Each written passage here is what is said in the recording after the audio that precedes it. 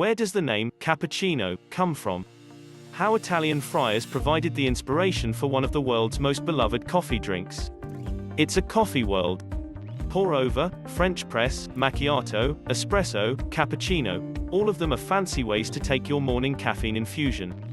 Many of the terms for coffee drinks come to us from Italian, where they are terms of utility. Espresso comes from the Italian word that means pressed out, which explains how the coffee drink is made. Macchiato is short for caffè macchiato, which means coffee with a spot of milk. But cappuccino bucks the trend. It comes from an Italian word that refers not to coffee but to friars. Cappuccino takes its name from the Capuchin friars. The color of the espresso mixed with frothed milk was similar to the color of the Capuchin robe. The Capuchin friars are members of the larger Franciscan orders of monks, and their order was founded in the 16th century in Italy.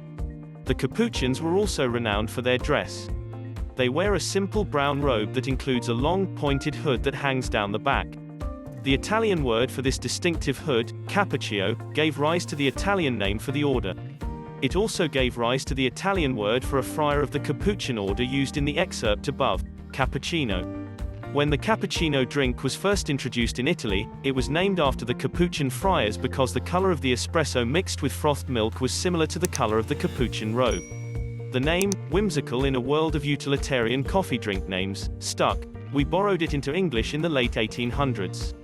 The friars, as you may have noticed, are called Capuchins in English. They've lent their English name to a women's cloak with a hood, as well as to a monkey with a ruff of fur on its neck that looks like the friar's hood.